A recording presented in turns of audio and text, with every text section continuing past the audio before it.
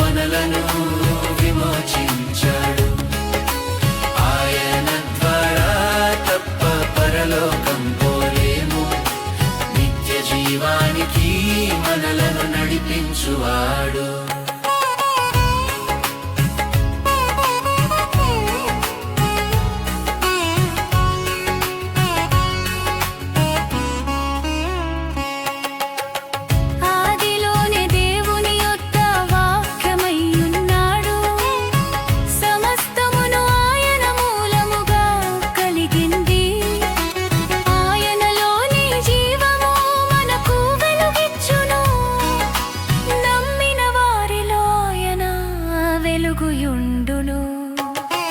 యేసు ప్రభువే మనకు దేవుడయున్నాడు.